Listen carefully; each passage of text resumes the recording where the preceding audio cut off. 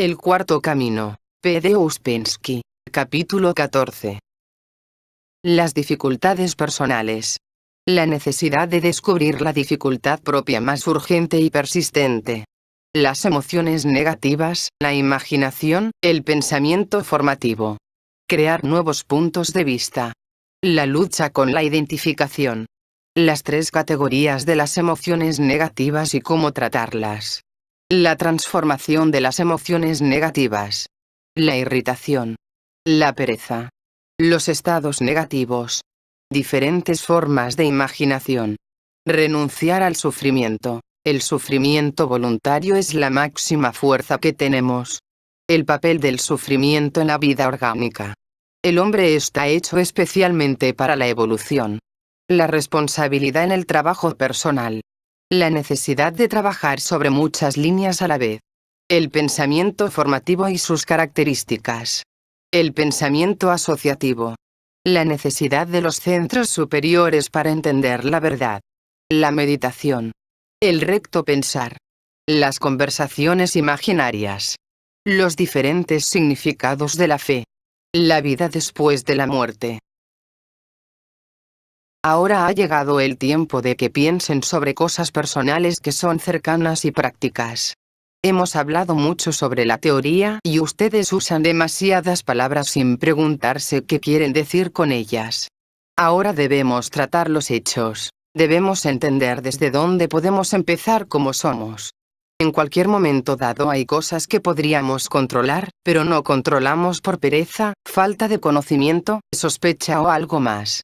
Debemos pensar sobre estas cosas. Ese sería el recto pensar. Traten de descubrir sus dificultades personales. No quiero decir dificultades de índole externa, sino dificultades interiores. Rasgos personales, inclinaciones y rechazos personales, actitudes, prejuicios, actividades que pueden detener su entendimiento e impedirles trabajar. Todas las dificultades con las que pueden encontrarse, en su trabajo personal pueden dividirse, a grandes rasgos, en tres categorías o clases. Primero de todo, las emociones negativas.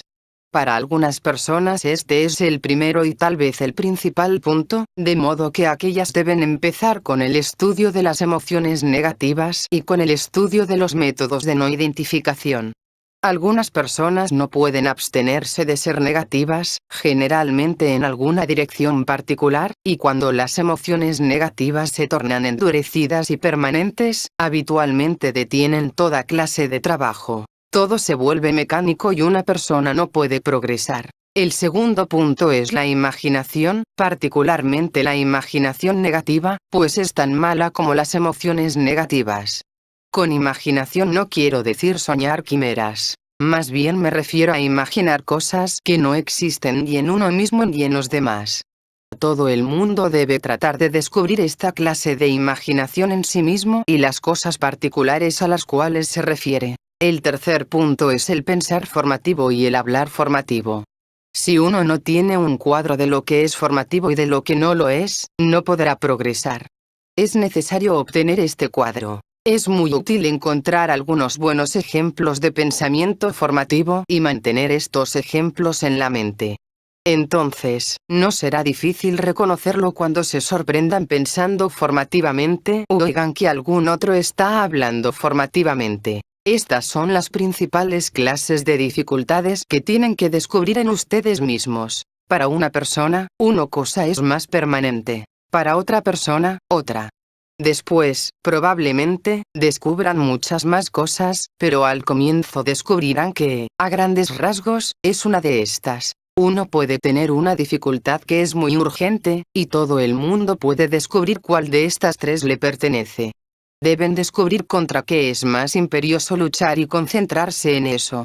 Deberá haber razones para decidirse por uno u otro, pero los tres se refieren a todo el mundo. Para la mayoría es necesario empezar con las emociones negativas. Para algunos otros es necesario empezar con la imaginación, pues inventan cosas y de ese modo nunca llegan a las cosas reales. E incluso para otros es necesario luchar con el pensamiento formativo, pues si no lo hacen, permanecerán siempre en el mismo lugar. Pregunta. Usted dijo que había muchos modos de destruir las emociones negativas. ¿Cuáles son? Respuesta. Primero debe conocerlas. Deberá conocer en usted la emoción negativa más importante, porque todo el mundo tiene una favorita, y cuando usted conozca eso, podrá estudiar los métodos prácticos. Pero, en primero y último lugar, cuando descubra emociones negativas en usted, deberá entender que las causas están en usted y no en los demás. Son internas, no externas. Cuando se dé cuenta de que están en usted, los resultados empezarán a llegar según la hondura de su convicción y la continuidad de su memoria. Vea, lo que quiero que entienda es que cada persona, por separado, tiene un punto definido que le impide trabajar correctamente. Deberá encontrarse este punto. Cada persona tiene muchos puntos de esos, pero uno es mayor que los otros. De modo que cada uno de ustedes, separadamente, deberá encontrar su principal dificultad y, habiéndola hallado, trabajar contra ella. Esto podrá ayudarles durante cierto tiempo, y luego quizá tengan que descubrir otra dificultad, y otra, y otra. Hasta que encuentren su dificultad del momento actual, no podrán trabajar del modo correcto. La primera dificultad para todo el mundo es la palabra yo. Dice yo y no piensa que este es solo una pequeña parte de usted que está hablando. Pero detrás y más allá de esto debe haber algo más, y esto es lo que tiene que descubrir. Puede ser un género particular de emoción negativa, un género particular de identificación, o de imaginación, o de muchas otras cosas. Debe entender que todas las dificultades que tienen las personas son tales porque las personas son así.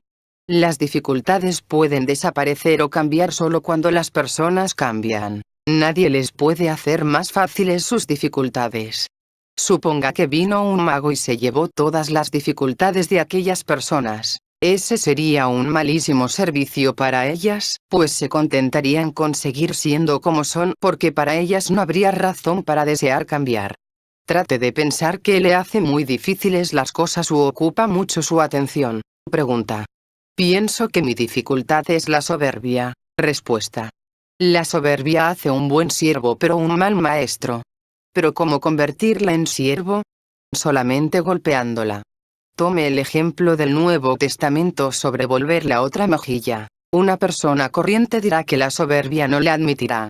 Pero si usted puede convertir a la soberbia en un buen siervo, hará que usted haga eso. Y eso es importante, porque ser capaz de hacer eso significa también otras cosas. Una percepción más rápida, control sobre los centros emocional y motor, y muchas otras cosas. Pregunta. No veo del todo cómo empezar a encontrar mi principal dificultad. Respuesta. Todo el mundo debe tratar de encontrar su propia dificultad, no la de los demás, y, a fin de hacerlo, deberá librarse de los propios prejuicios y de pensar que las ideas son una cosa, el trabajo otra, y la vida otra. Mientras piense de ese modo, usted no entenderá. Debe darse cuenta que aquí trabaja para sus propios objetivos personales y que, entre la vida y el trabajo, no hay diferencia. Hay muchas cosas que ahora están en su camino en un sentido vital, y a fin de vencerlas y mejorar las cosas, deberá usted hacer lo que el trabajo sugiere. Los resultados se verán en la vida corriente, en relación con la gente, con las cosas y con el trabajo que usted tiene que hacer en la vida.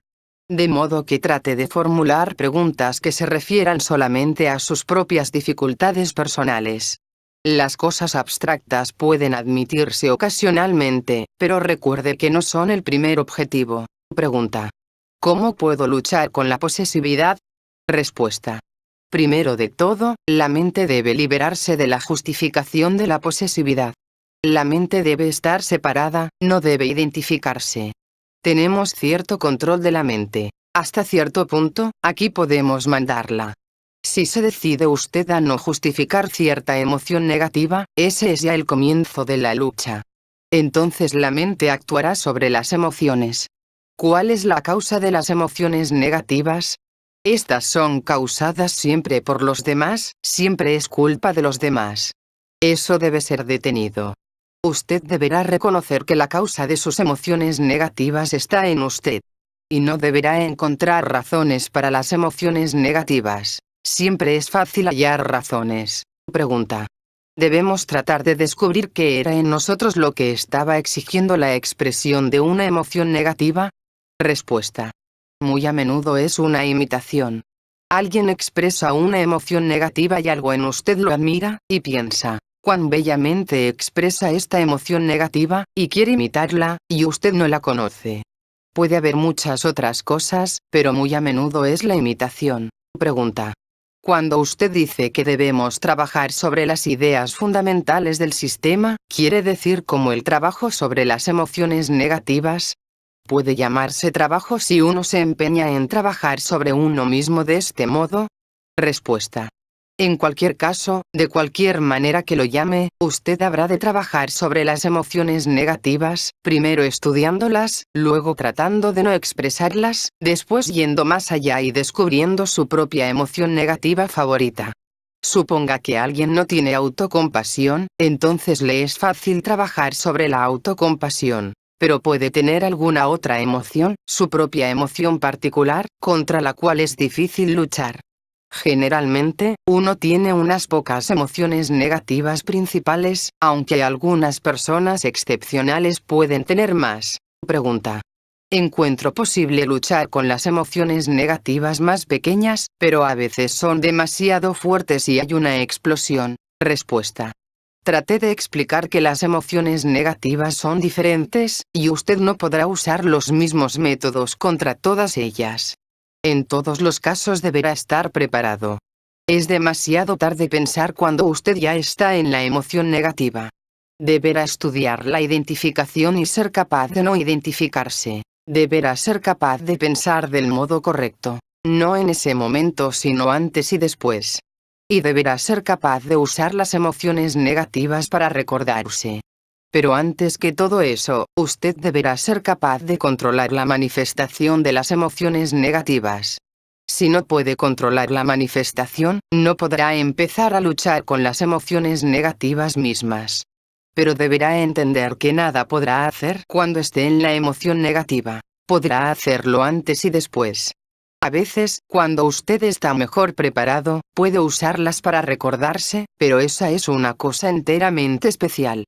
En el trabajo puede usarse todo, pueden usarse todas las funciones equivocadas, de modo que las emociones negativas de toda clase pueden usarse como una ayuda para recordarse. Con eso quiero decir que usted podrá ejercitarse de modo tal que las emociones negativas le recuerden la necesidad de recordarse. Pregunta. Usted dijo que el centro intelectual podría controlar al centro emocional si supiéramos cómo. ¿Puede decirnos cómo? Respuesta. Toda la cuestión es aprender cómo. Descubra las emociones conectadas con cierta clase de pensamiento, con ciertos puntos de vista. Si adquiere nuevos puntos de vista, después de algún tiempo desaparecerá la emoción conectada con los viejos puntos de vista. Muchas emociones dependen de los puntos de vista. Pero es un trabajo lento. Pregunta. ¿Por qué eso deberá hacerse lentamente? Respuesta. Porque nadie puede hacerlo rápidamente. Lleva algún tiempo cambiar los puntos de vista, tener establecidos nuevos puntos de vista. Eso significa destruir los amortiguadores, y esto es algo doloroso. Además, los amortiguadores no pueden destruirse de inmediato, porque entonces de ninguna manera uno tendrá control. En el sentido corriente, uno se controla con la ayuda de los amortiguadores. De modo que los amortiguadores deberán ser destruidos gradualmente y, al mismo tiempo, deberán ser creados. Si se destruye un amortiguador, en su lugar deberá ponerse la voluntad. De otro modo, uno no estará protegido por el amortiguador y no tendrá voluntad. De modo que uno estará en un peor estado que con el amortiguador. He ahí por qué los sistemas mecánicos de autodesarrollo son peligrosos, porque con algunos medios mecánicos, sin saber lo que uno está haciendo, uno puede destruir uno u otro amortiguador importante sin poner nada en su lugar, y volverse peor que antes. Los medios deberán ser conscientes. Uno deberá conocer. Pregunta. ¿La principal emoción negativa puede encontrarse siempre, o solo a veces? Respuesta. Uno puede si es sincero respecto a ello. Es cuestión de sinceridad, y de cierto esfuerzo, pero no queremos hacer este esfuerzo, de modo que nunca lo hacemos. Aunque nos decidamos a buscar nuestras emociones negativas, nos concentramos en las emociones pequeñas. Nunca somos lo bastante sinceros como para admitir cuál es nuestra principal emoción negativa, porque a veces parece fea. Cuando dije que es necesario descubrir la propia emoción negativa principal, no me refería a la muy importante sino a la muy persistente. Si las descubre y trata de trabajar sobre ellas, eso a menudo ayuda a ver contra qué otras emociones podemos luchar. Habitualmente, hay 2 o 3 con las que usted puede luchar. Pero deberá ser más preciso y no hablar tan solo sobre emociones en general. Hablar en general sobre las emociones es bueno para el pensamiento general, pero no para la acción. Usted solo podrá actuar en rotación con hechos definidos. Pregunta. ¿Las emociones negativas más peligrosas no son los celos, el temor, el odio, la ira? Respuesta.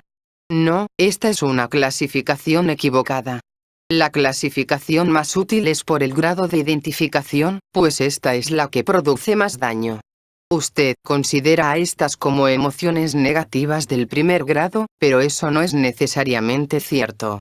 Para una persona, tal vez la autoconmiseración sea la peor. Para otra persona, lo peor puede ser el sentimiento de injusticia.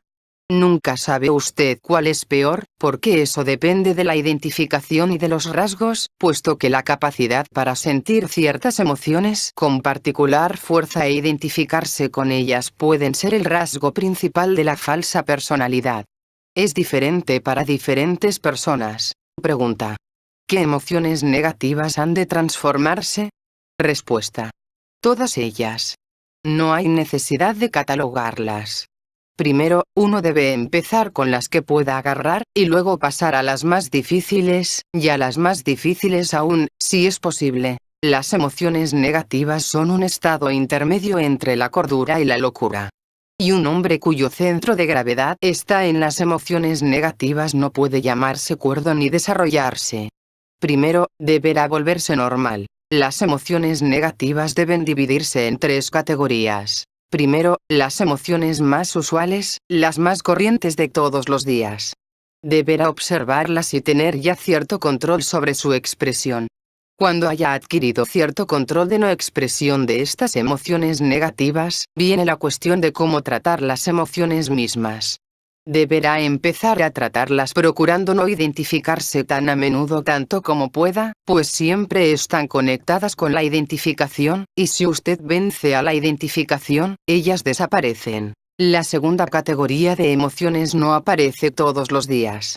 Son las más difíciles, las emociones más complejas que dependen de algún proceso mental, como la sospecha, los sentimientos heridos y muchas cosas parecidas.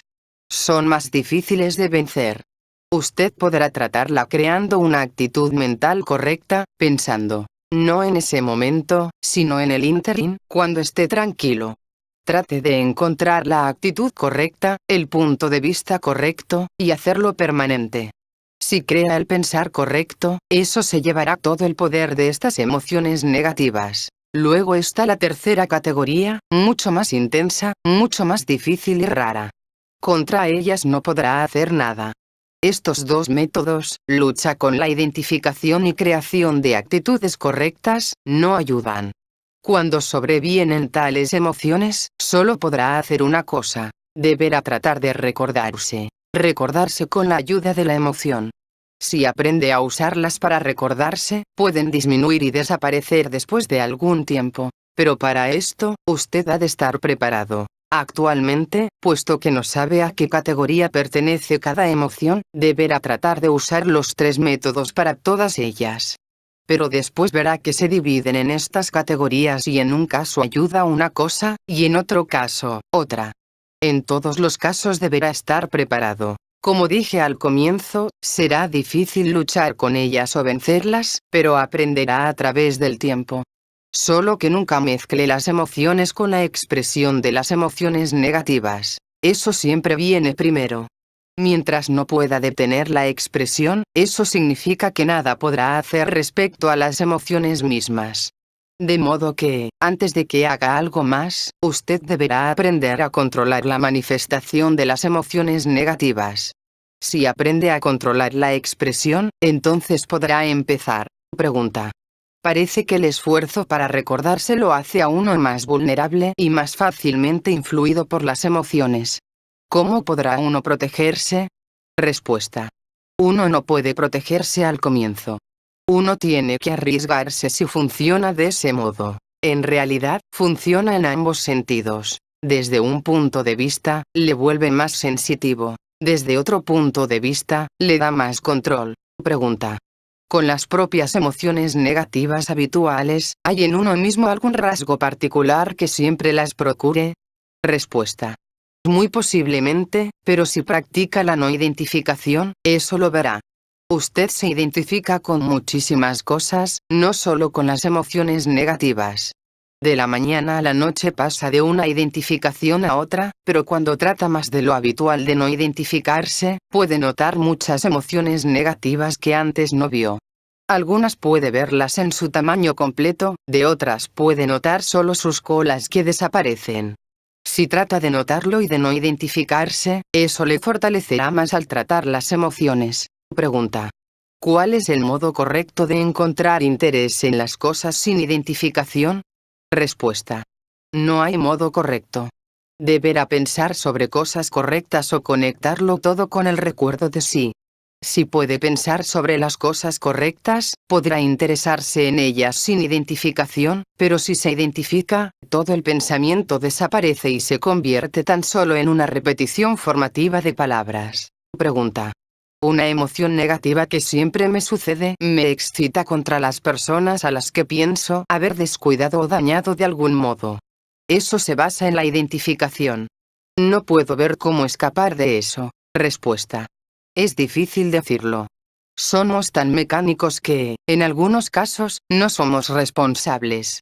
Al mismo tiempo, no se tiene derecho a decir, no soy responsable, de modo que no importa qué haga. Uno deberá hacer lo que pueda. Pero no identificarse no ayudará en este caso. Si percibe que hizo algo malo, trate de no hacerlo de nuevo. Muy a menudo, las personas ponen toda su energía en pensar sobre las cosas malas que hicieron y, al día siguiente, hacen exactamente lo mismo. Pregunta. Usted dijo que las emociones negativas serían útiles si pudiéramos no identificarnos con ellas. Respuesta. Si pudiéramos no identificarnos, tendríamos resultados diferentes. Eso ayudaría muy definidamente, puesto que daría orientación a la vida y a muchas otras cosas que todavía no sabemos. Sí, dije que si pudiéramos no identificarnos, serían funciones muy útiles. Como son, no son útiles. Todas las emociones negativas que no podemos evitar se vuelven funciones útiles si las usamos para recordarnos. Algunas personas consiguen hacerlo y obtienen dos cosas a la vez: la eliminación de la emoción negativa y la creación del recuerdo de sí.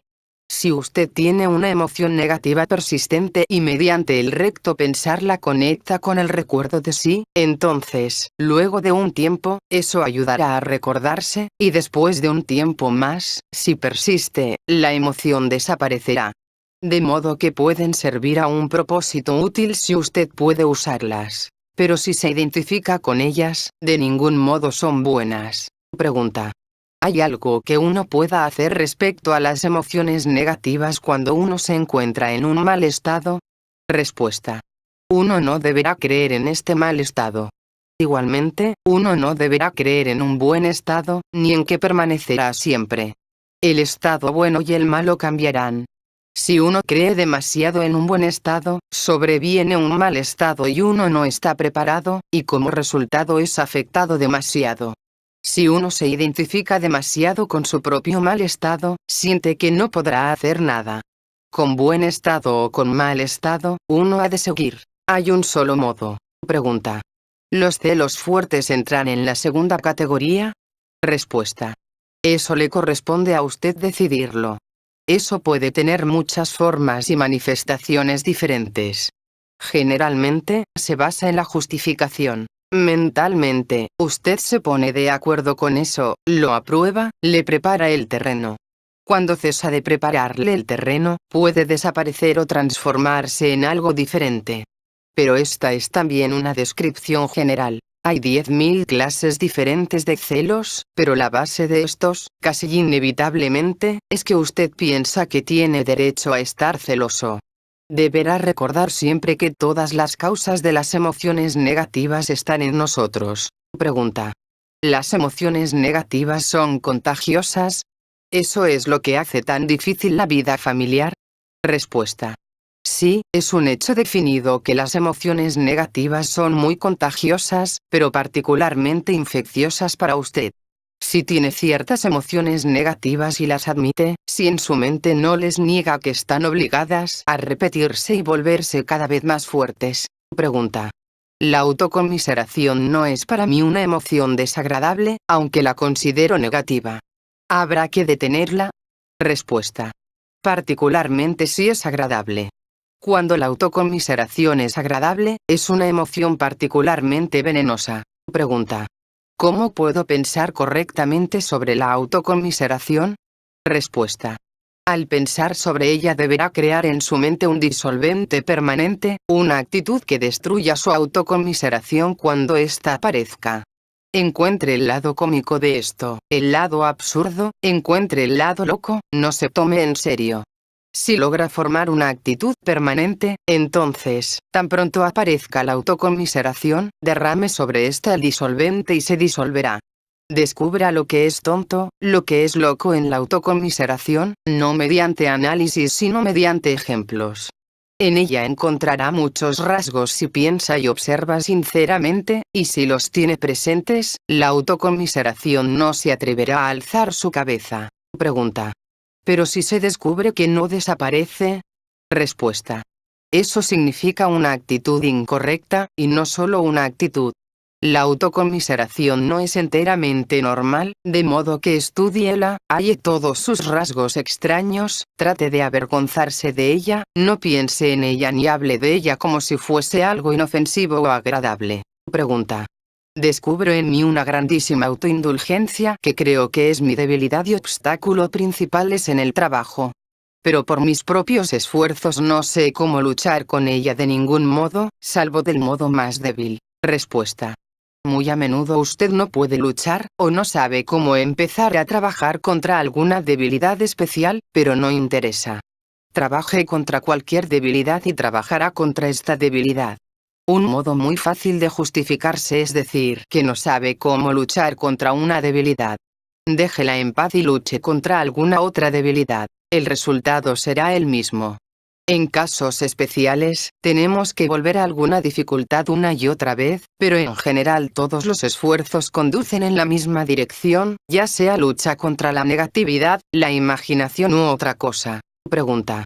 ¿Por qué, dando paso a la ira, me brindo un definido sentimiento de alborozo? Respuesta. Primero, porque es un hábito. Segundo, porque es fácil. Todo acceso a un hábito brinda placer.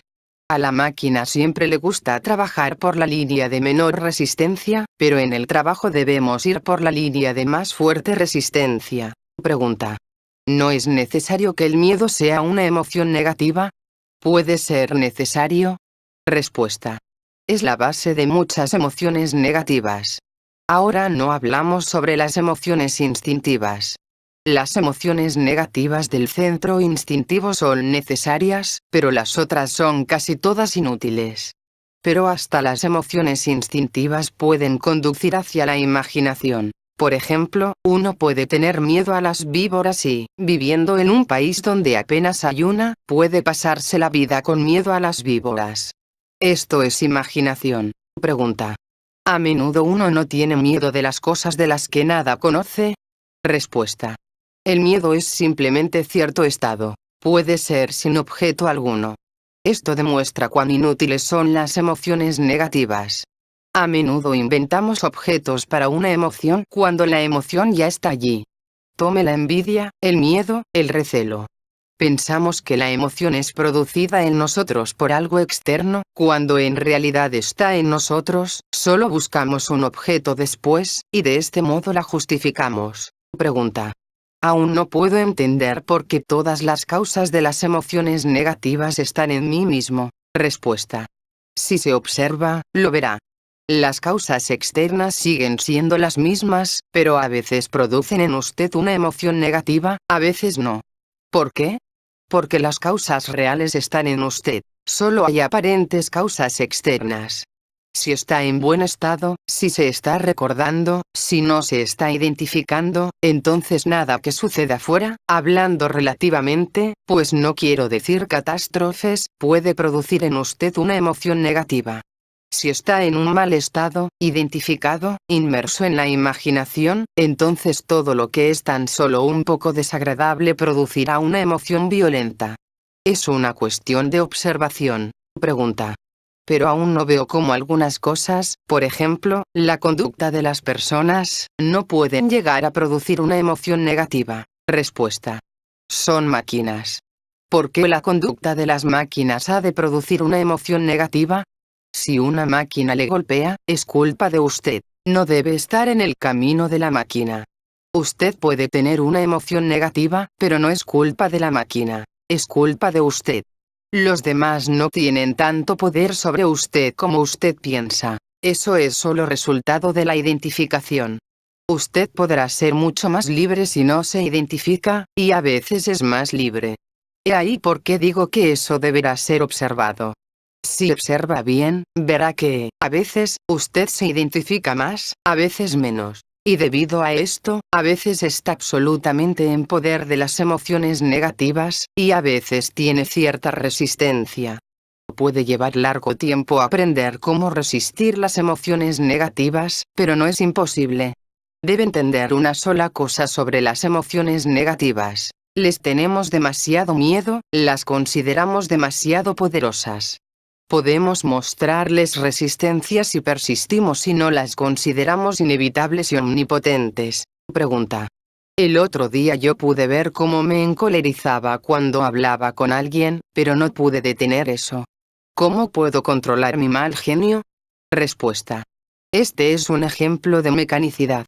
No podrá controlar su mal genio cuando este ya empezó a aparecer. Entonces es demasiado tarde. La lucha debe empezar en su mente. Usted debe encontrar su modo de pensar correctamente sobre una dificultad definida. Suponga que tiene que encontrarse con cierto hombre que le irrita. Su temperamento se pone de manifiesto. A usted eso no le agrada. ¿Cómo podrá detenerlo? Deberá empezar con el estudio de su pensar. ¿Qué piensa sobre este hombre? No lo que piensa cuando está irritado, sino lo que piensa de él en los momentos de sosiego. Puede descubrir que, en su mente, usted discute con él, le demuestra que está equivocado, le dice todos sus errores, descubre que, generalmente, él se conduce incorrectamente para con usted. Es aquí donde usted se equivoca. Debe aprender a pensar correctamente. Entonces, si lo hace, sucederá algo así. Aunque la emoción es mucho más veloz que el pensamiento, la emoción es una cosa temporaria, pero al pensamiento puede hacérselo continuo. De modo que siempre que salta la emoción, golpea contra este pensamiento continuo y no puede seguir ni manifestarse. Por tanto, usted puede luchar con la expresión de las emociones negativas, como en este ejemplo, solo creando un pensamiento correcto continuo. Es imposible explicar en pocas palabras qué es el pensamiento correcto. Es necesario estudiarlo. Si recuerda lo que dije sobre las partes de los centros, usted llegará a eso, porque en la mayoría de los casos y en la mayoría de las condiciones de la vida corriente, las personas piensan solamente con la parte mecánica del centro intelectual, que es el aparato formativo. Esto no es suficiente. Es necesario usar la parte intelectual del centro intelectual. La identificación es la razón principal de por qué no la usamos. Tratar de recordarse y tratar de no identificarse es el mejor medio de penetrar en las partes superiores de los centros. Pero siempre nos olvidamos de la identificación y del recuerdo de sí. Pregunta. ¿Vencer las emociones negativas, como el miedo, puede crear energía? Respuesta. Muchísima. Este es uno de los mejores medios de reunir energía. Todas las posibilidades de desarrollo están contenidas en vencer las emociones negativas y transformarlas. Un hombre con emociones negativas jamás hará nada. Pregunta. ¿En qué clase de cosas podrán transformarse las emociones negativas? Respuesta. Es mejor decir que deben ser vencidas. Pero, si gusta, podemos decir que se transforman en alguna clase de emoción mezclada con muchísimo entendimiento, una emoción de las partes superiores de los centros.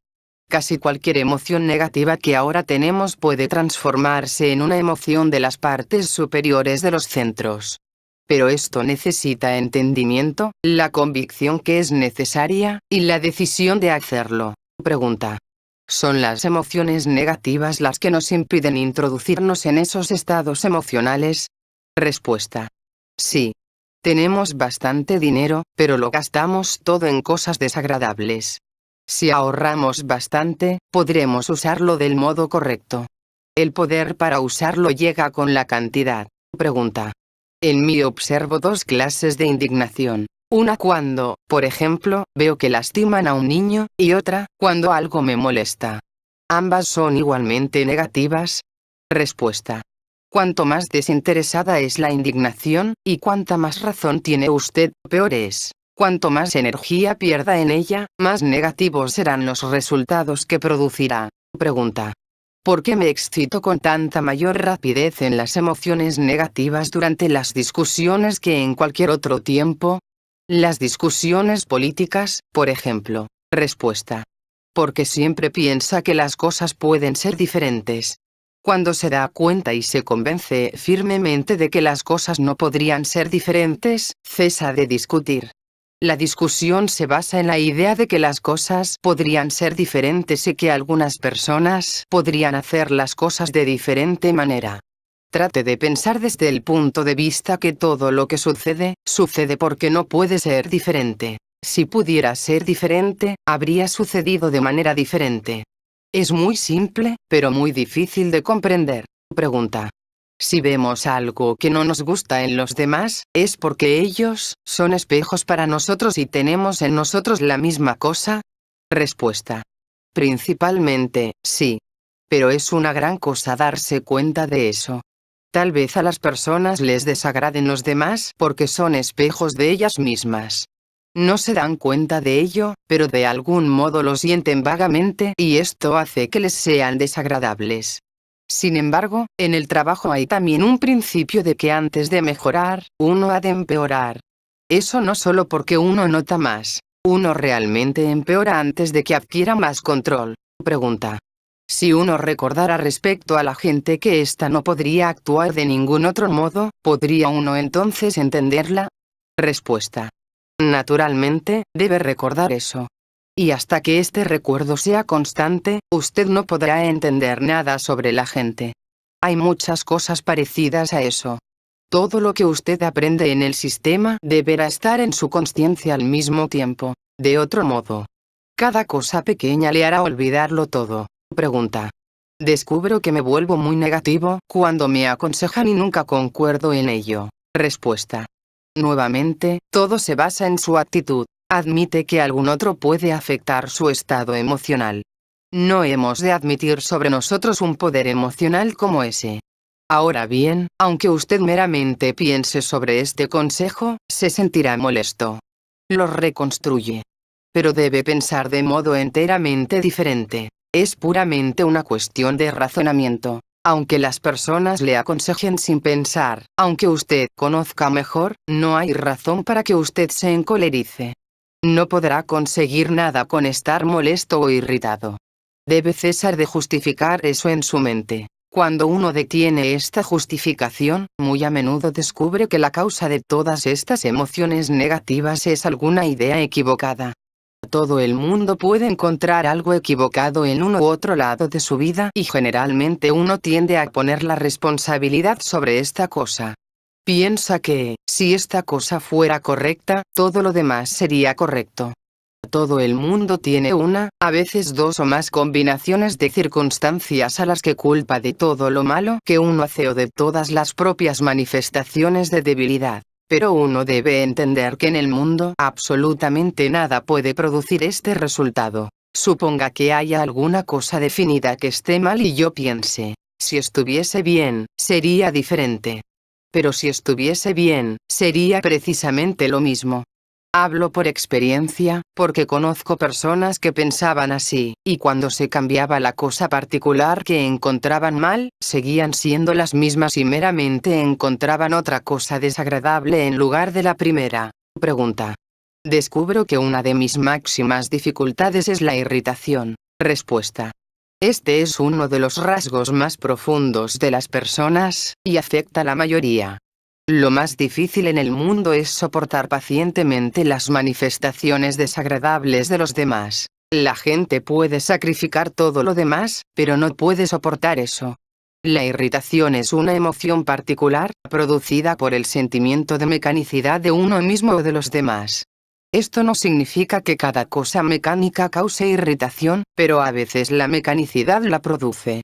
Si no sentimos la mecanicidad de los demás en algún caso particular, ellos pueden ser más mecánicos aún, pero no hay irritación. Los demás nos irritan actuando como máquinas, porque nosotros somos máquinas. Si cesamos de ser máquinas, cesaremos de estar irritados. Este sentimiento de mecanicidad se convierte en identificación porque nos identificamos con él. Si conseguimos eliminar la identificación, la misma cosa que ahora conocemos como irritación se convierte en una emoción muy útil, en una especie de tentáculo con el que podemos sentir la mecanicidad. Usted no puede imaginar cuán diferentes se vuelven las emociones enteramente mecánicas, y a menudo cuán útiles, si no nos identificamos con ellas. Pregunta. ¿Cómo puede tratarse mejor la emoción negativa cuando ésta se convierte simplemente en apatía? Respuesta.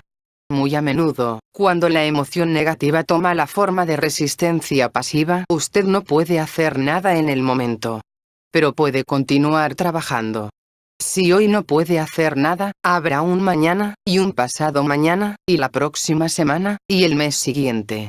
Debe prepararse para el futuro, primero de todo, recordando por qué vino, recordando los primeros principios. Toda esta apatía y los sentimientos negativos provienen del largo sueño. Si continúa durmiendo cuando usted podría tratar de despertar, este sueño producirá uno u otro estado negativo. Pregunta. He observado en mí un constante deseo de estar cómodo. Sentir esto es general en todos. Respuesta. Este es uno de los rasgos más importantes de nuestra vida. A este deseo lo sacrificamos todo.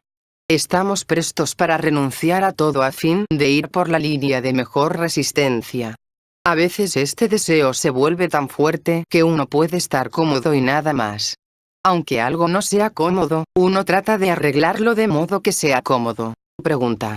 ¿Hay un modo de librarse de eso? Respuesta. ¿Qué hacer es una cuestión diferente? Debemos llegar a esta desde otro lado. Este deseo es una cosa muy grande y todo esfuerzo contra él es importante. De modo que todo esfuerzo deberá ser discutido especialmente, no todos los esfuerzos juntos. El sueño es la cosa más cómoda. Tratar de despertar es muy incómodo. Después, cuando nos despertemos parcialmente, sentiremos cuán incómodo es dormir cuando puede suceder cualquier cosa en cualquier momento. Pero es necesario llegar a ese estado. Pregunta. ¿Cómo se puede contrarrestar la pereza? Respuesta. Mediante el esfuerzo. ¿Cómo de otro modo? Es difícil hablar en general, porque hay tantas formas de pereza, tantos escapes diferentes.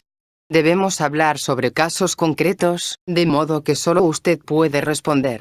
Encuentre en usted diferentes clases de pereza, entonces verá que no siempre es la misma. En algunos casos se manifiesta peor, en otros casos con menos fuerza.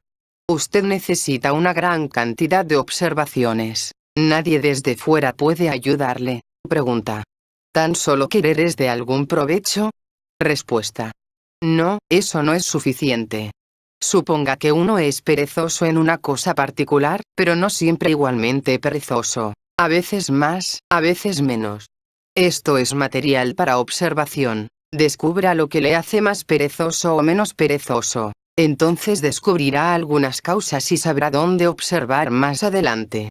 En muchas cosas debemos encontrar en nosotros que constituye una diferencia, porque en nosotros nada permanece lo mismo durante largo tiempo. Hasta los rasgos permanentes se manifiestan de manera diferente. Un día de un modo, otro día de otro modo. ¿Es necesario descubrir qué causa eso? Pregunta. ¿Hay un modo de decir la diferencia entre una necesidad genuina de descanso y la pereza? Respuesta. Como en muchas otras cosas, hay casos en los que usted puede decirlo definidamente, y solo deberá tomar estos casos y no pensar sobre los dudosos. Si empieza con casos en los que no conoce, no podrá hacer nada. En este sistema deberá empezar con las cosas sobre las cuales no tiene duda. Pregunta. Si usted está tratando de recordarse, y obtiene alguna clase de resultado, ¿puede estar seguro de que no es imaginación? Respuesta. Nuevamente, se aplica la misma respuesta. Habrá momentos sobre los cuales no tendrá duda, y habrá momentos sobre los cuales sabrá que son imaginación. No podrá estar seguro de todo momento, pero estará seguro de algunos momentos. Pregunta. ¿Una circunstancia externa podrá despertarle súbitamente? Respuesta. Sí, pero en el momento siguiente llega otra circunstancia externa y le hace quedar dormido otra vez, de modo que, en ello, no hay provecho. Y cuanto más le despierte una clase de circunstancias, las otras con más facilidad le hacen quedar dormido. Solo que este despertar es seguro que proviene de usted. Pregunta. ¿Un hombre que está empezando a despertar desarrollaría un sentido de la dualidad? Respuesta. ¿Esa es una observación o no? Si es una observación, es una cosa, pero si es tan solo filosofía, es enteramente inútil. No lo ayudará si usted decide en un sentido y las cosas suceden en otro. Usted deberá tratar el hoy, y con un mañana posible. Pregunta. He descubierto que puedo tener una emoción negativa y observarla al mismo tiempo. Respuesta. Sí, ciertamente. Usted puede tener emociones negativas y observarlas. Muy a menudo, las emociones negativas nos despiertan hasta cierto punto, de modo que podemos observarlas. Esto es enteramente correcto, pero no las disminuye, incluso se vuelven mejores si usted hace esto, y hasta más placenteras, como una forma de sueño. La observación no es el modo de destruir las emociones negativas. Si quiere destruirlas, hay muchos métodos, pero la observación es solo para el estudio. Pregunta. ¿Hay algún modo de tratar con los estados más bien vagos, opacos, negativos? Respuesta. Sí, muchos modos. A veces usted podrá luchar con eso, pero suponiendo incluso que su estado es tan opaco que no puede hacer nada en el momento dado, si usted hace esfuerzos antes de que eso sobrevenga, mientras está en un estado mejor, eso ayudará. Usted tiene que hacer solo lo que es absolutamente necesario en tal tiempo, pero no deberá identificarse con su estado y solo deberá recordar que pasará, no deberá creer que es permanente. Emocionalmente, siempre creemos en las cosas. El centro emocional no conoce el mañana. Para él todo es presente, todo es permanente. No deberá identificarse con el sentimiento, deberá saber que cambiará. Pregunta. Todo lo que me interesaba del trabajo, empecé muy pronto a sentirlo como un trabajo espantoso. ¿Cómo he de evitar esta trampa? Respuesta. Bien, es un bello estado para recordarse. Usted puede usarlo. Cuanto más negativo es usted, mejor podrá recordarse. Si usted se da cuenta de eso, podrá salir. Debo recordarlo, servirle de alarma. De otro modo, usted permanecerá en un estado negativo todo el tiempo. Pregunta. Me parece que solo cuando he observado alguna estupidez en mí, soy capaz de hacer más vigorosos esfuerzos. Respuesta. A veces es muy útil ver la propia estupidez. Si uno pudiera verse realmente, no sería capaz de olvidarla. Pero esto está conectado con la conciencia. Pregunta. Siempre he sido más bien adaptable, y eso me preocupa. Si trato de hacer un esfuerzo, es muy desagradable empezar, pero después no es más un esfuerzo. Respuesta. En el momento en que se vuelve fácil, es una advertencia. Significa que la próxima vez el esfuerzo será más difícil. Pregunta. Descubro que, a veces, puedo salir de una emoción negativa, permitiéndome identificarme con algo agradable. Respuesta. Usted usa la palabra identificarse en un sentido equivocado. No puede decir, me permito identificarme. Solo puedo decir, Me permito interesarme en algo. Sí, eso puede funcionar por un tiempo, pero si se identifica, será precisamente lo mismo desde un punto de vista práctico. Solo que en las cosas agradables usted puede interesarse sin estar identificado. En una cosa desagradable, usted no puede interesarse sin identificarse. Pregunta. Descubro que el goce es una gran dificultad. Gozo casi todo, y esto parece mandarme a dormir. Respuesta. Trate de recordarse, entonces el goce será mayor, más pleno y sacará provecho de él. Pero si le hace quedar dormido, deberá tratar de evitarlo, eso es todo. Para recordarse puede usarse toda clase de estado emocional, pero antes que pueda hacer eso, es necesario crear una capacidad para ello. Y la capacidad solo puede crearse mediante esfuerzo constante y regular. Si usted tan solo piensa sobre eso una vez por semana, nada saldrá de eso. Pregunta. Pienso que mi principal obstáculo es la imaginación, principalmente sobre mí mismo. ¿Hay algún trabajo especial contra esto? Respuesta. La imaginación puede ser muy diferente. Si hay modos especiales, solo es posible arribar a ellos a través de un estudio pormenorizado. Si usted me pregunta en general, solo puedo responder, recordarse. Si quiere decir quimeras, estas son solo la mitad de nuestras imaginaciones, y la mitad más inocente. Ciertamente, significan pérdida de tiempo, pero desperdiciamos el tiempo de tantos modos que un poco más o menos no constituye mucha diferencia. Es mucho más peligroso si usted imagina ciertas cualidades en usted, en los demás, en la humanidad o en la naturaleza, y entonces llega a creer en estas ideas imaginarias y pone su fe en ellas. Estamos rodeados por estas cualidades imaginarias, y es contra estas que debemos luchar. Pregunta. Al tratar de resistir a la imaginación, ¿uno deberá encontrar la causa de ella? Respuesta. No, deténgala de inmediato. Siempre hay causas. Reemplácela por algo más, por algún pensamiento intencional. Pregunta. ¿Por qué no tiene valor observar y estudiar la imaginación como medio para el conocimiento de sí? Respuesta. Muy pronto verá que eso no da nada. La imaginación gira siempre en el mismo círculo. Es una actividad mental incontrolada, y mediante la imaginación creamos muchos valores falsos, los conservamos y usamos en nuestro pensamiento. He aquí por qué la imaginación es peligrosa. No verificamos las cosas. Imaginamos las cosas porque nos gustan, o a veces porque nos disgustan y las tememos. Vivimos en un mundo imaginario. Pregunta. ¿Huyendo de la realidad? Respuesta. No huyendo conscientemente, pero sucede algo parecido. En parte se debe a pereza mental. Por ejemplo, es más fácil imaginar una cosa que estudiarla. Pregunta. ¿Saber eso no sería el modo más fácil de detenerlo? Respuesta. No, usted puede saberlo y eso seguirá. Es necesario un esfuerzo especial para detenerlo. Somos tan mecánicos que podemos conocer y, sin embargo, hacer la misma cosa. Pregunta. Pienso que no podré esperar más tiempo para tratar de encontrar una salida de este pantano en que ahora me encuentro. Cuanto más veo mi mecanicidad, más veo la urgencia de hacerlo. Respuesta. Debe darse cuenta de que es necesario largo tiempo. En la vida corriente han pasado años y años.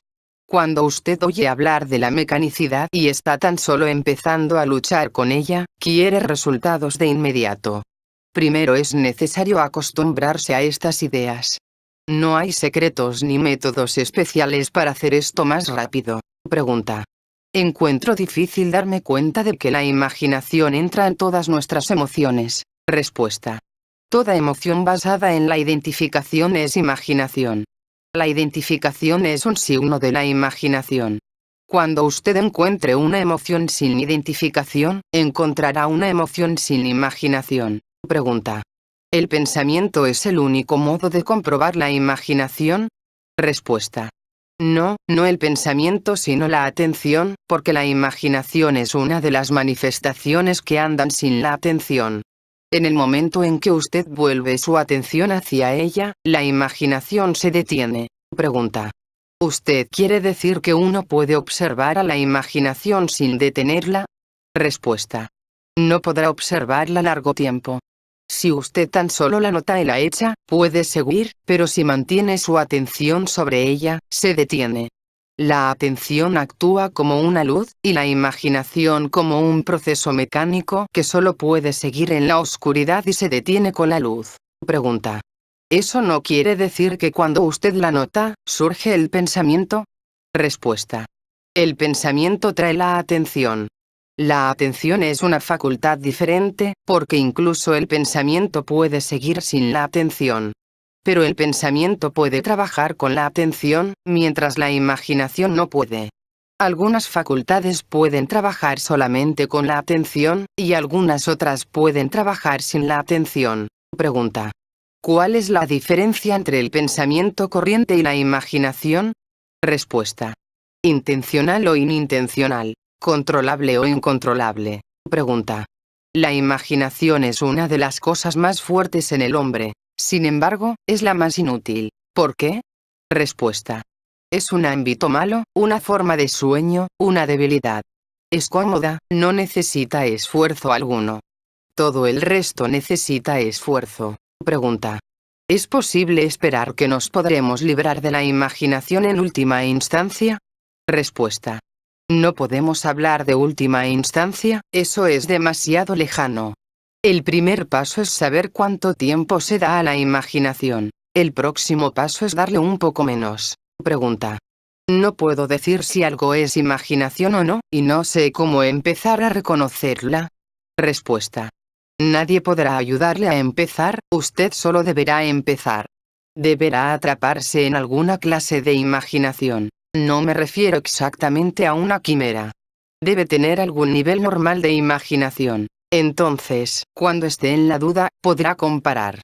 La imaginación puede tomar tres formas. La imaginación pasiva, la imaginación que se expresa en la charla, y la imaginación que se expresa en la actividad. Hay líneas y líneas de nuestra actividad, cada una enteramente diferente de la otra. Algunas empiezan con el esfuerzo y siguen sin el esfuerzo. Otras pueden ser imaginación. Uno puede pensar que es esfuerzo cuando en realidad es imaginación que se expresa en la actividad que no puede detenerse y no necesita esfuerzo. Hablar es lo mismo. Algunas personas deben hablar, otras deben hacer algo, pero ambas son manifestaciones de la misma cosa. Pregunta. Advierto que la imaginación parece tener lugar en la memoria, yendo de una asociación a otra. ¿Esta es una observación correcta? Respuesta. No. La memoria, por sí, no es responsable de nada. La memoria es imparcial, suministra el material para cualquier cosa que usted quiera. Usted puede quererla para un pensamiento serio, para la imaginación, para la expresión de las emociones negativas, etc. Pregunta. ¿La memoria es mecánica? Respuesta. La memoria misma es mecánica, pero el uso de la memoria, la aplicación de la memoria, el funcionamiento de la memoria puede ser más mecánico o menos mecánico. La memoria es inscripciones en los rollos de nuestros centros. ¿Cómo usarlas? ¿Cómo encontrarlas? ¿Cómo verificarlas? Eso es otra cosa. Pregunta. ¿Debería importar mucho si uno conoce la causa de cualquier mal humor negativo que observe? ¿Basta tan solo reconocer que es negativo? Respuesta. No. A veces es muy útil conocer la causa, porque cuando usted quiera luchar con él, no podrá luchar a menos que conozca la causa, y la causa está generalmente en nuestra imaginación. Todas las causas están en usted, de modo que es necesario conocerlas. Pregunta. A veces, cuando uno está feliz o quizás se siente negativo, uno es retrotraído a las conclusiones reales. Puesto que se nos ha dicho de resguardarnos de la emoción negativa, de ningún modo puedo armonizar eso con el sistema. Respuesta. Usted mezcla la idea del sufrimiento y la idea de la emoción negativa. No es lo mismo. El sufrimiento es muy útil. Muchas cosas solo pueden obtenerse a través del sufrimiento. Pero cuando el sufrimiento se conecta con la identificación y la imaginación, se convierte en una emoción negativa. Pregunta. Usted dice que el hombre debe renunciar al sufrimiento y también que debe sufrir a fin de desarrollarse. ¿Cómo pueden ser ciertas ambas cosas? Respuesta. Diferentes casos, diferentes días, diferentes momentos. Estos no son dos principios contradictorios. Hay mucho sufrimiento innecesario al que uno no quiere renunciar. Luego, hay algún sufrimiento inevitable e innecesario que uno debe aceptar si quiere obtener algo. En el cuarto camino, no totalmente de inmediato, uno ha de sacrificar todas las cosas innecesarias, las teorías equivocadas, la charla, el sufrimiento imaginario. El sufrimiento imaginario es el principal obstáculo. Pregunta. Entonces, ¿el sufrimiento no existe? Respuesta. Solo cierta cantidad es real. Pero la aumentamos mediante la imaginación. El sufrimiento real existe, pero es limitado por muchas cosas, por el tiempo, por ejemplo. Pero nada puede detener ni limitar al sufrimiento imaginario. El sufrimiento real, si tiene una causa, puede ser necesario, puede dar conocimiento. El sufrimiento imaginario quita el conocimiento. La muerte de un amigo, o el pesar de algún género es sufrimiento real, pero si usted se identifica con él, puede producir una emoción negativa. Y, después de todo, el sufrimiento ocupa una pequeñísima parte de nuestra vida, mientras las emociones negativas ocupan la totalidad de ella. Pregunta. ¿El dolor es una emoción negativa? Respuesta. Sufrir simplemente dolor no es una emoción negativa, pero cuando entra la imaginación y la identificación, se convierte en una emoción negativa. El dolor emocional, como el dolor físico, no es una emoción negativa por sí mismo, pero cuando usted empieza a hilar fino sobre él, se convierte en negativo. Pregunta. Se ha declarado, o al menos implicado, que el hombre ama el sufrimiento. ¿Esto es estrictamente cierto? Respuesta. Usted no entiende enteramente el significado de eso. Si piensa más profundamente, verá que todo el mundo tiene alguna clase de sufrimiento, digamos, autoconmiseración. Uno jamás renuncia a esta autoconmiseración. Es la posesión más apreciada del hombre, la lleva consigo, la pone en el mejor lugar. Y jamás tratará ni decidirá jamás en su mente hacer un esfuerzo para librarse de esta autoconmiseración. Todo el mundo tiene una o dos emociones negativas a las que está particularmente apegado. El hombre no se dice, me gusta esta emoción negativa, sino que vive en ella, está plenamente absorto en ella, y esta emoción negativa lo matiza todo, de modo que no la sacrificará. Para muchas personas, sacrificar su principal emoción negativa significaría sacrificar toda su vida. Pregunta. Puesto que el hombre cesó de creer que sus sufrimientos eran un castigo directo de Dios, ¿no está avergonzado de ellos y resentido para con ellos? Respuesta. Sí, es algo parecido, pero realmente nunca renunciará a ellos. Cuando decide renunciar a ellos, se libra de ellos. Esto parece una cosa simple, pero cuando esto llega a la práctica, el hombre descubre que no puede hacerlo, porque sus sufrimientos ya se convirtieron en un hábito. Y de ese modo, aunque en su mente lo decida, aún continúa sintiendo a lo mismo. No obstante, a fin de librarse del sufrimiento innecesario, el primer paso es decidirse a renunciar a él en la propia mente. Cuando un hombre formula esta decisión, después de un tiempo renunciará a él. Pero mientras su mente esté hipnotizada por este sufrimiento, no hará el esfuerzo. Pregunta. Si renuncia al sufrimiento, ¿qué obtendrá en cambio? Respuesta. En cambio obtendrá la ausencia del sufrimiento. He ahí por qué no quiere renunciar a él. Pregunta. ¿Qué método puede usarse para sacrificar el sufrimiento? Respuesta. El darse cuenta de los valores. Pero hay diferentes clases de sufrimiento. A veces, un modo efectivo de destruir el sufrimiento es ver que éste pertenece a la parte imaginaria de uno mismo. Es muy útil la división en real e imaginario. La idea general es que usted no podrá obtener nada por nada, tiene que sacrificarlo todo. ¿Pero sacrificar qué? Una persona no quiere sacrificar una cosa, otra persona, otra cosa. La respuesta es, sacrifique su sufrimiento, las emociones negativas, la imaginación negativa y todo eso. Es muy buen sacrificio, solo que es dificilísimo, porque uno está pronto para sacrificar cualquier placer, pero no el sufrimiento. Pregunta. ¿Cómo puede hacerse eso? ¿Uno rehúsa pensar que está sufriendo? Respuesta. Usted rehúsa aceptar su sufrimiento, y detiene su sufrimiento. Es muy simple. Suponga que tiene un agravio, que usted está herido, o ofendido, o algo. Trate de sacrificar este agravio y verá cuán apegado está a este. En realidad, es un sentimiento muy agradable cuando uno piensa, no tengo nada de qué preocuparme. Nadie es culpable. Pero a la gente le disgusta esto, porque lo siente como un vacío. Pregunta. Supongo que la recompensa de cualquier desarrollo es realmente sufrimiento, porque el conocimiento trae sufrimiento. Respuesta. No veo que sea necesariamente así. Es cierto que el desarrollo significa aumento de sufrimiento durante cierto periodo, pero usted no puede considerar esto como un objetivo o como el resultado necesario. De por sí, el sufrimiento no puede procurar nada, pero si uno se recuerda en conexión con él, puede ser una gran fuerza. Si el sufrimiento no existiera, sería necesario crearlo, porque sin él uno no podrá llegar al recuerdo de sí correcto.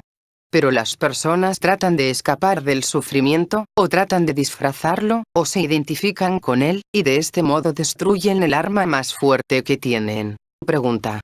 ¿Qué es el sufrimiento útil? Respuesta.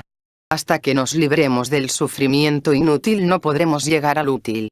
La mayor parte de nuestro sufrimiento es absolutamente inútil. Tenemos demasiado de él. Primero, deberá aprender a distinguir qué es el sufrimiento inútil. La primera condición para librarse de este es saber para qué es. Pregunta. ¿Usted diría que, hasta cierto punto, el sufrimiento es esencial para alcanzar el cambio del ser? Respuesta. Ciertamente, pero depende de lo que usted entienda por sufrimiento. No obtenemos nada mediante el placer. De eso solo podemos obtener sufrimiento. Todo esfuerzo es sufrimiento. Todo darse cuenta es sufrimiento, porque hay muchos desagradables darse cuenta de uno mismo y de las cosas, y hay muchas formas de sufrimiento. Como dije, algunos sufrimientos son innecesarios e inútiles, con algunos otros sufrimientos deberemos aprender a no identificarnos, y algunos sufrimientos son útiles. Juzgamos al sufrimiento desde el punto de vista de si ayuda o estorba a nuestro trabajo, de modo que nuestra actitud hacia el sufrimiento debe ser más complicada.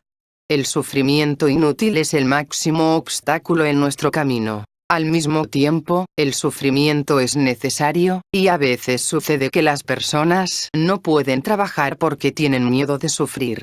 En la mayoría de los casos, lo que temen es el sufrimiento imaginario. Tenemos mucha imaginación y a veces parece difícil renunciar a ciertas clases de imaginación. Pregunta. ¿El sufrimiento, aparte del dolor físico, es posible sin la falsa personalidad? Respuesta. Ciertamente, pero no se torna tan insistente. Cuando la falsa personalidad empieza a disfrutarlo, se vuelve peligroso. La mayor parte de nuestro sufrimiento depende de la identificación, y si desaparece la identificación, también desaparece nuestro sufrimiento. Uno debe ser razonable, debe darse cuenta de que de nada sirve sufrir si es posible no sufrir. Pregunta. No entiendo cómo una emoción positiva puede arraigarse en el dolor. Empero, algunos hombres de visión alcanzaron aparentemente la altura a través del sufrimiento físico. Respuesta. A través del sufrimiento físico o mental es enteramente posible, mediante transformación. Toda clase de sufrimiento, hablando teóricamente, puede transformarse en emoción positiva, pero solo si se transforma. Sin embargo, tales definiciones son peligrosas, porque, en el momento siguiente, alguien la entenderá en el sentido de que se transforma en emoción positiva. Esto sería enteramente erróneo, porque nada se transforma, deberá ser transformado mediante esfuerzo de la voluntad y mediante conocimiento. Pregunta. ¿El pesar puede ayudar a un hombre hacia un estado superior de conciencia? Respuesta. Un solo choque aislado no podrá ayudar, porque hay muchos lazos que nos mantienen en nuestro estado actual. Es importante entender que son necesarios miles de choques, y durante años. Solo entonces podrán romperse los hilos y el hombre liberarse. Pregunta. ¿Cómo puede existir el sufrimiento real si usted dice que el centro emocional no tiene parte negativa? Respuesta. En este sistema, en la descripción del hombre uno tropieza con la imposibilidad de describir las cosas como son. Estas solo pueden ser descritas aproximadamente. Lo mismo que con los mapas en pequeña escala en los que no puede mostrarse el tamaño relativo de las cosas. En algunos casos, en la descripción de la máquina humana, las diferencias son tan grandes que es mejor decir que una cosa no existe en absoluto que decir que una cosa es grande y otra pequeña. Esto se refiere al centro emocional. Hay emociones que no son negativas, pero son muy dolorosas, y hay un centro para ellas, pero este ocupa una parte tan infinitesimal, comparada con las emociones negativas que no son reales, que es mejor decir que el centro emocional no tiene parte negativa. Pregunta. ¿Cómo puede explicar la gran cantidad de sufrimiento que existe en el mundo? Respuesta. Esta es una pregunta muy interesante. Desde el punto de vista del trabajo, es posible encontrar, por lo menos, una forma lógica de solución de este problema. En la vida orgánica, el hombre debe considerarse como un experimento del gran laboratorio. En este laboratorio, se efectúan todas las clases posibles de experimentos, y han de efectuarse por medio del sufrimiento para producir alguna clase de fermentación. De algún modo, el sufrimiento es necesario para esto. Todas las células de este experimento tienen que sufrir, y debido a ello, la tendencia de ellas es evitar el sufrimiento, tener tan poco de este como sea posible, o escapar. Si alguna de estas células quiebra esta tendencia y acepta voluntariamente el sufrimiento, puede librarse de él y liberarse. El sufrimiento voluntario, puede convertirse en trabajo de la escuela. Nada es más difícil y, al mismo tiempo, nada puede crear tanta fuerza como el sufrimiento voluntario. La idea del desarrollo es crear una fuerza interior, y cómo un hombre puede ponerse a prueba sin sufrimiento. Desde un punto de vista, toda la vida orgánica existe a los fines planetarios. Desde otro punto de vista, existe solo por causa de quienes escapan. De modo que no existe para alimentar a la luna sola. Este sufrimiento es el supremo producto y el resto son meramente derivados. Lo supremo es siempre lo más importante. Estamos lejos de entender la idea del sufrimiento, pero si nos damos cuenta de que pueden alcanzarse cosas pequeñas con el sufrimiento pequeño, y grandes con el sufrimiento grande, entenderemos que eso estará siempre proporcionado. Pero debemos recordar una cosa: no tenemos derecho a inventar el sufrimiento. Asimismo, uno tiene derecho a aceptar el sufrimiento para sí, pero no tiene el derecho de aceptarlo para los demás. Según los propios criterios de la vida, uno ayuda a los demás, solo que deberá entenderse que ayudar no podrá disminuir el sufrimiento, no podrá cambiar el orden de las cosas. Pregunta. ¿Uno no debe trabajar para aliviar el sufrimiento? Respuesta. Tanto como pueda, pero hay sufrimiento que puede aliviarse y sufrimiento que no puede aliviarse porque depende de causas mayores. Las personas dormidas tienen que sufrir. Quizá haya un gran designio cósmico en este sufrimiento, porque solo el sufrimiento podrá eventualmente despertarlas. Si pueden ordenar su vida de modo que estén felices y contentas en el sueño, jamás despertarán. Pero todo esto es solo charla, porque de cualquier modo esto no podrá ser cambiado. Pregunta. ¿Hay una cantidad definida de sufrimiento que ha de soportarse en el mundo? Respuesta. Probablemente, a los fines de una evolución posible, cada uno deberá estar rodeado por enormes posibilidades de sufrimiento. La evolución depende de la actitud del hombre. Si éste acepta el sufrimiento y trata de no identificarse con él, puede ser que toda esta ley sea creada de modo que él pueda volverse más fuerte, porque solo el sufrimiento puede crear la fuerza. Pregunta. ¿Es bueno para una persona sufrir por otra? Respuesta. Nadie puede sufrir por otro. Si yo tengo dolor de muelas, el mío no disminuirá si usted tiene también un dolor de muelas. Pregunta. ¿Usted dice que el hombre es un experimento? Respuesta. El hombre está hecho especialmente para la evolución. Es un experimento especial hecho para el desarrollo de sí. Cada hombre es un experimento, no todos los hombres. Ahora tenemos que volver a las cosas prácticas y al estudio del trabajo personal. Es necesario entender la responsabilidad en el trabajo personal, porque cuando un hombre empieza a entender algo, a formular ciertos deseos en conexión con el trabajo, su responsabilidad hacia él mismo aumenta. Cuanto más entiende, mayor es la propia responsabilidad, porque si uno no sabe nada y no intenta el trabajo, no puede cometer un error grave. Pero cuando uno empieza a trabajar, puede pecar contra el trabajo, por así decirlo. Y cuando uno comete un error, puede detener su trabajo personal. De modo que su responsabilidad comienza tan pronto empieza a trabajar, y deberá entenderse que esta responsabilidad es grandísima, porque todo cuenta. Todo lo que uno dice o hace, todo lo que uno no dice o hace, todo se cuenta y se pone a favor o en contra de uno. No es una acción arbitraria. Es así en la naturaleza misma de las cosas. Las cosas mismas lo hacen así. A fin de hacer algo, de alcanzar algo, es necesario trabajar sobre muchas líneas al mismo tiempo. De otro modo, uno se detiene. Si pierde una o dos líneas, tiene que retroceder y empezar de nuevo desde el comienzo. No puede elegir sobre qué líneas trabajará. Suponga que tenga que trabajar sobre 50 líneas y deseche 3 líneas que no le gusten y trabaje en 47. Entonces, más tarde o más temprano, tendrá que regresar y empezar de nuevo desde el comienzo sobre todas las 50 líneas, porque, después de un tiempo, 47 líneas no pueden llevarle más allá. Quiero decir con esas líneas tratar de recordarse, tratar de no identificarse, de no expresar las emociones negativas, etc. Suponga que acepta todas esas líneas y desecha solo una, respecto a hablar. Eso lo arruinará todo. O si las acepta todas, y en el próximo momento se olvida, nuevamente no llegará a ninguna parte. He ahí por qué no podemos obtener resultados correctos. Empezamos bien y luego, en el momento siguiente, nos olvidamos y decimos, no puedo mantener en mi mente 50 líneas a la vez. Pregunta. ¿Cómo se puede aumentar el propio sentido de responsabilidad? Respuesta. Eso debe basarse en la valorización. Si usted valoriza algo, entonces tiene un sentido de responsabilidad. Pregunta. Usted dijo que otra de nuestras principales dificultades es el pensamiento formativo. No sé en lo mínimo cómo pensar no formativamente. Respuesta.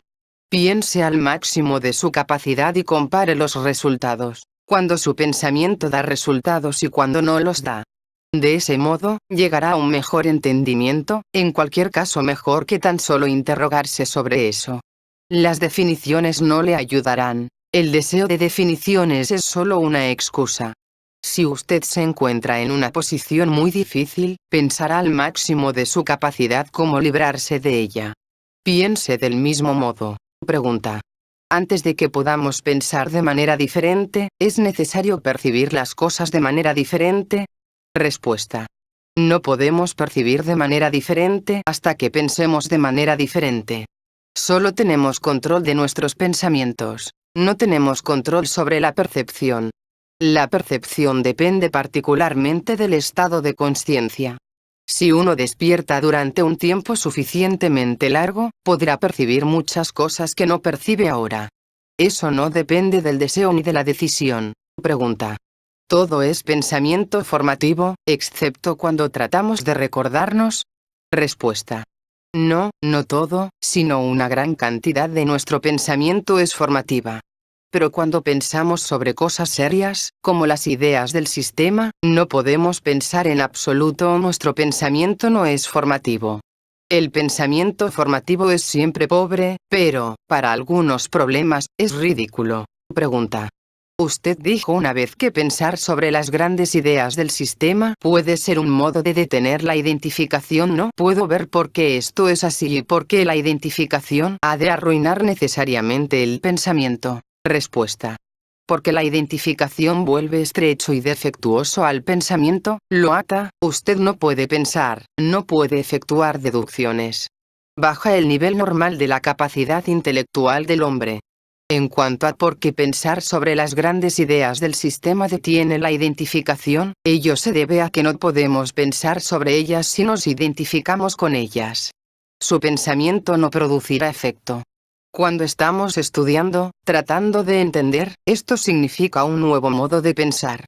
En el momento en que retrocedemos al viejo modo de pensar, nos identificamos. Pregunta. Usted dijo que el pensamiento formativo se interesa siempre por los opuestos. Pero ¿cómo podemos saber algo sino por los opuestos? Respuesta. No siempre. Dije que es una de las características del pensamiento formativo. Y cuando pensamos, debemos pensar sobre el sujeto mismo, no sobre su opuesto. Pregunta. Pero si he de conocer respecto a alguna cosa particular, deberé conocer qué no es. Respuesta. No, de ninguna manera. Podemos conocer qué es una cosa u otra sin confeccionar un catálogo de lo que no es. Es una autoacusación enteramente errónea decir que tenemos que usar tal método chapucero de pensamiento, porque de ese modo usted tendría que pensar durante 2 años sobre una cosa muy pequeña. Usted puede pensar sobre las cosas sin los opuestos, tan solo sobre lo que son. El pensamiento formativo no es pensar. Jamás olvide que el pensamiento formativo puede servir a muchos propósitos útiles, pero no es para pensar. Pregunta. Las personas número 1 viven todas sus vidas con el aparato formativo. ¿Eso significa que no tienen, en absoluto, desarrollo del ser desde el comienzo de sus vidas? Respuesta. No solo los hombres número 1, sino también los número 2 y número 3 pueden vivir solo con el aparato formativo. La gran mayoría de las personas no usan nada más.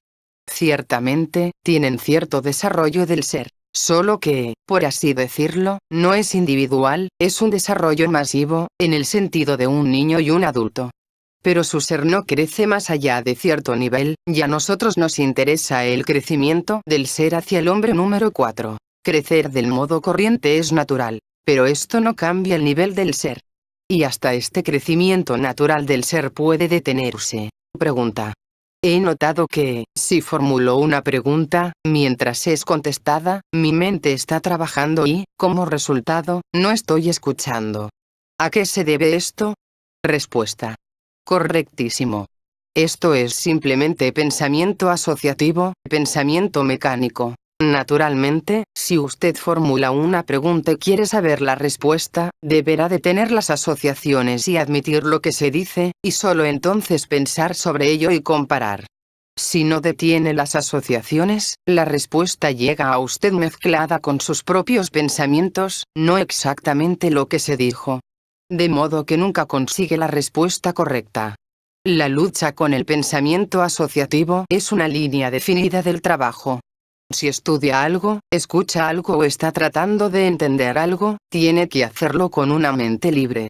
Si sigue con sus propios pensamientos al mismo tiempo, su mente nunca estará libre para seguir. Pregunta. ¿Por qué uno se inclina a preguntar por qué más bien que cómo? Respuesta. Porque es más fácil, más mecánico, estamos más acostumbrados a ello.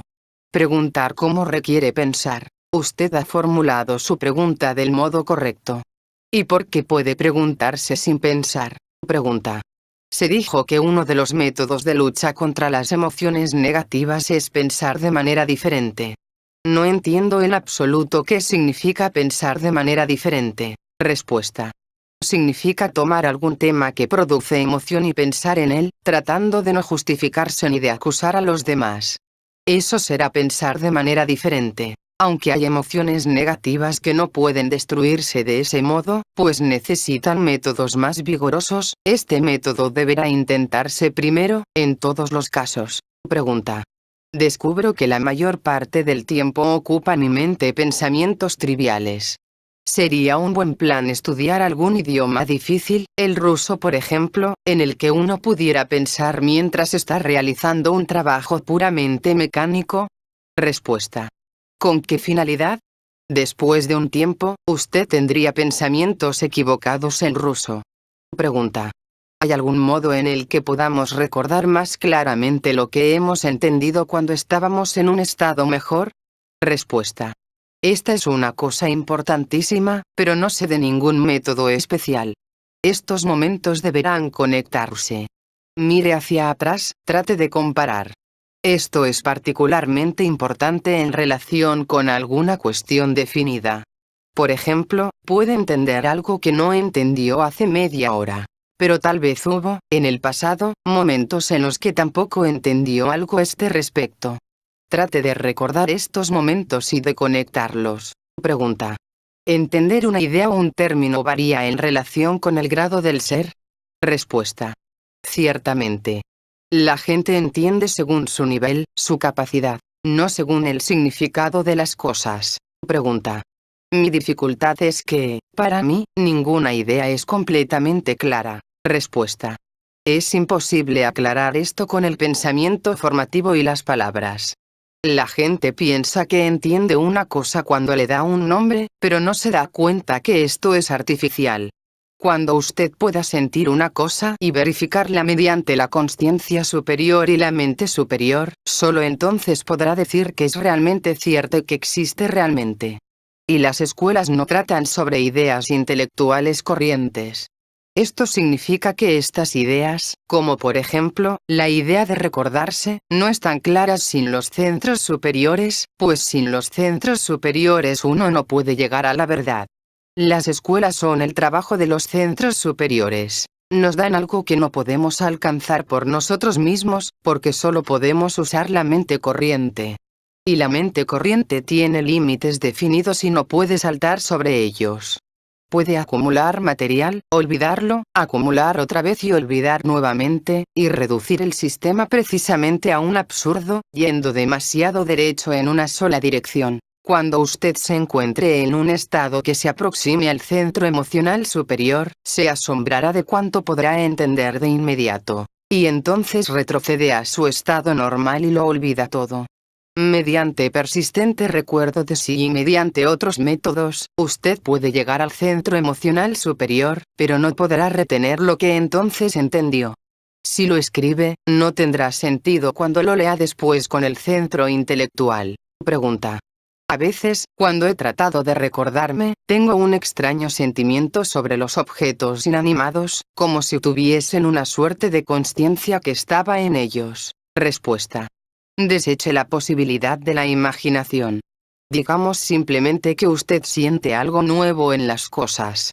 Pero cuando empieza a explicarlo, empieza a imaginar. No trate de explicarlo, tan solo déjelo.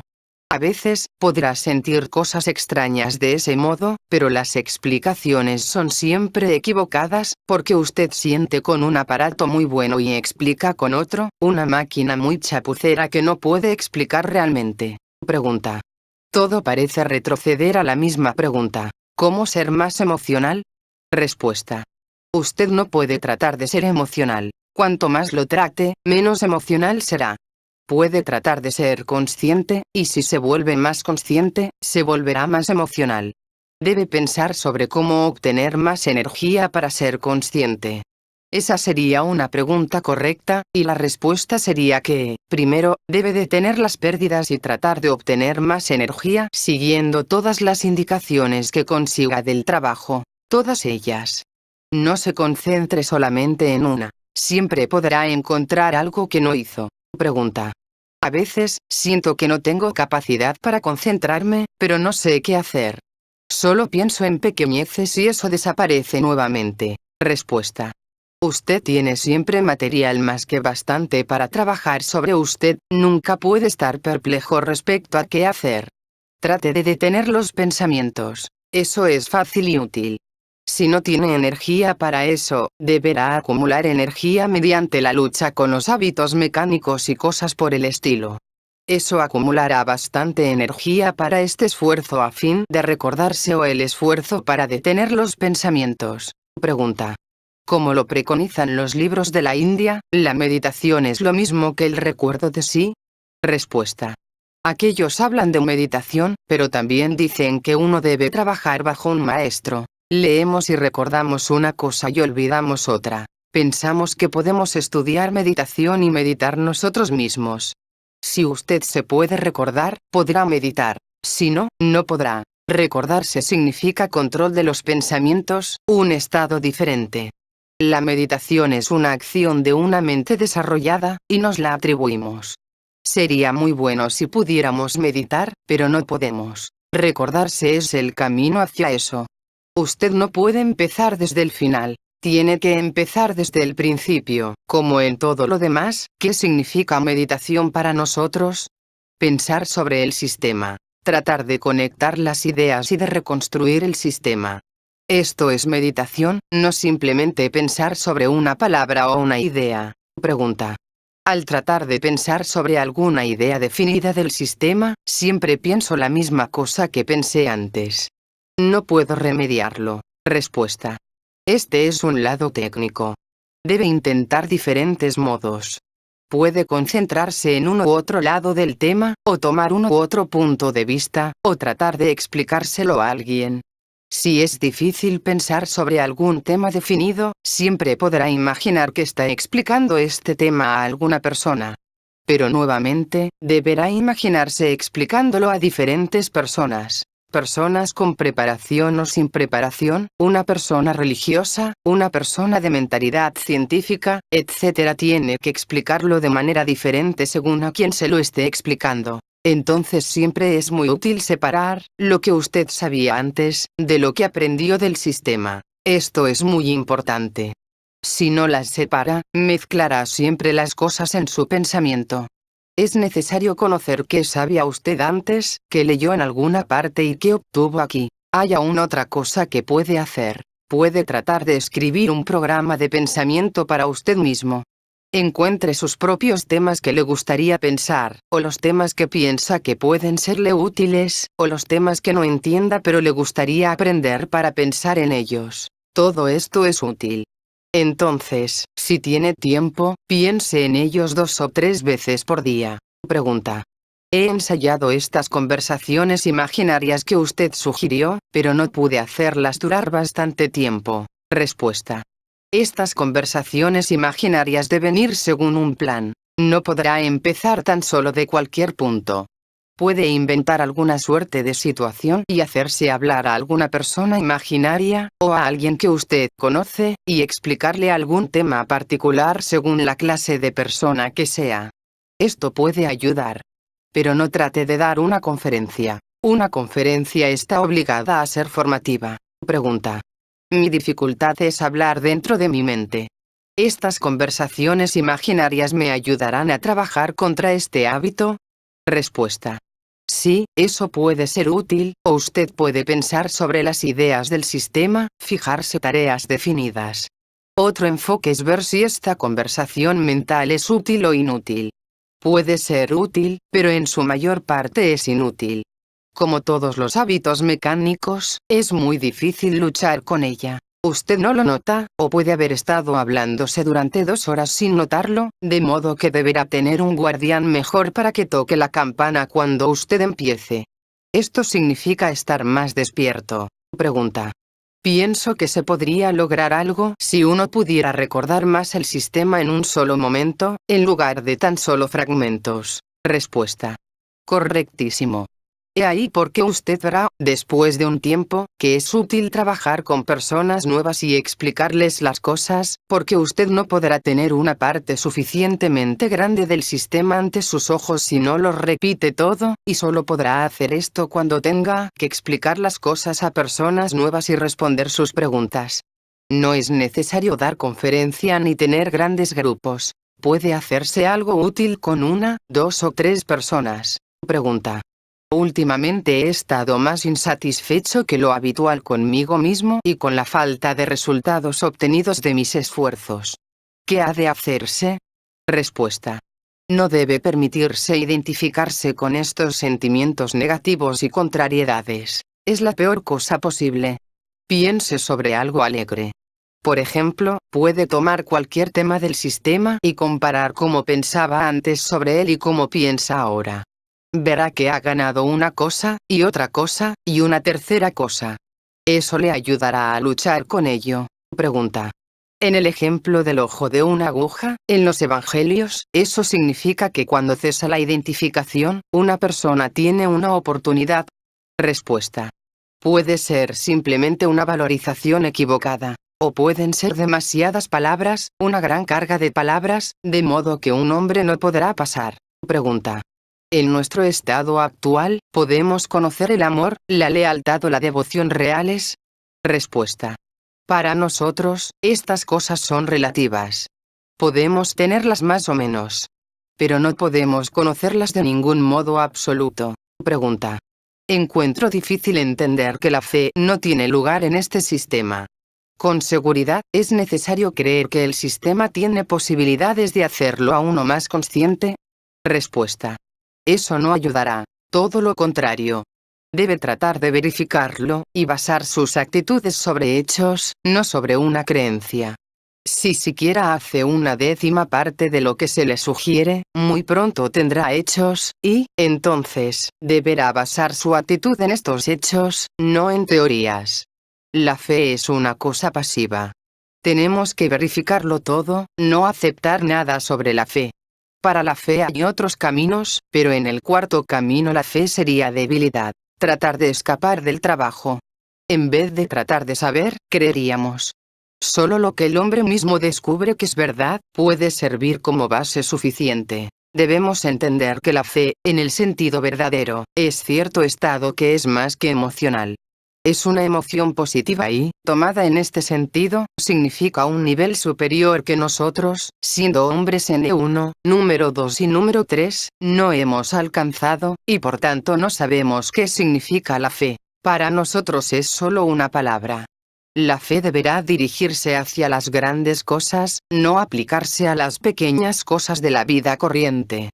Cuando las personas usan lo que llamamos fe en los casos en que deben saber, eso es tan solo pereza. Puede haber una fe y otra fe. Puede ser en diferentes niveles. Según la división de los hombres en 7 categorías, puede haber 7 clases de fe, de modo que es difícil hablar en estos términos. Pregunta. ¿Por qué debería yo querer hacerme diferente si no creo que haya razón? Respuesta. No creer, sino saber. Si usted meramente cree, no hará nada. Si averigua su estado, tratará de salir. Pero esto se basará en hechos, en observaciones, no en creencia. Pregunta. ¿Qué centro se usa para la fe? Respuesta.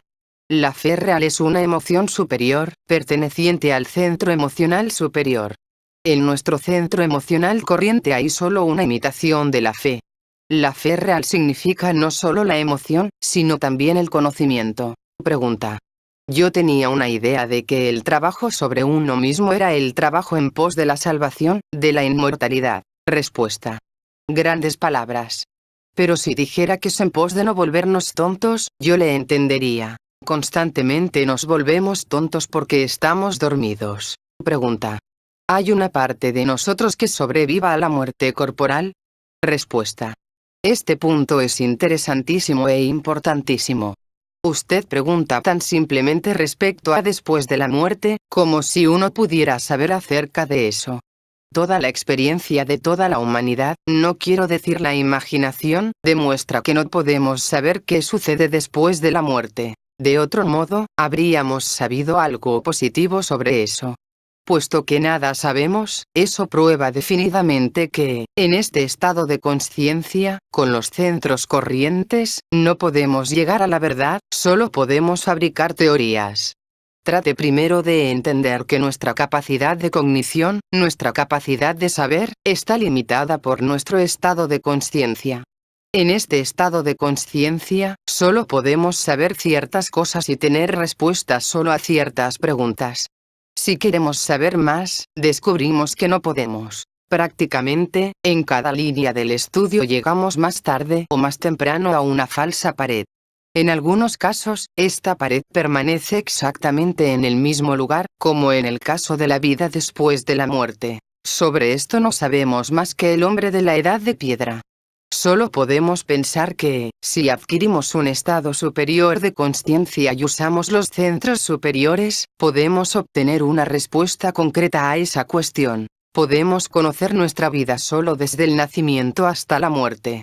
Si queremos saber qué fue antes y qué será después, si hay un antes y un después en relación con esto, solo podemos esperar que en un estado superior de conciencia, usando una máquina mejorada, seamos capaces de entenderlo. Nos formulamos estas preguntas y no nos damos cuenta de que, tales como somos, no podemos tener una respuesta.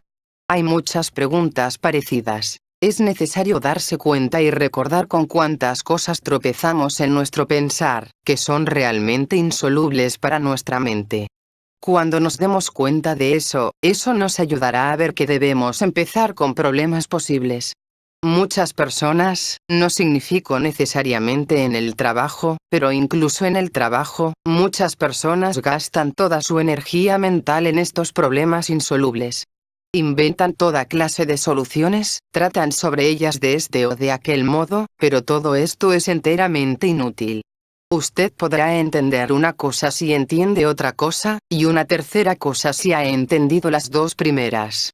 Hay modos para todo, pero algunos problemas podemos enfocarlos con la mente corriente, mientras otros problemas debemos desecharlos y aguardar hasta que seamos más conscientes y podamos usar mejor las máquinas para pensar. En el pensamiento corriente, en la filosofía y la psicología corrientes, esta cuestión jamás se suscita, o si sucede, se suscita de forma tan vaga y confusa que no ayuda. Pero conocemos más divisiones, más pasos, y debemos usar este conocimiento. Eso nos ayudará a pensar más prácticamente y a evitar las abstracciones inútiles, tratando de resolver los problemas que en la actualidad no podemos resolver.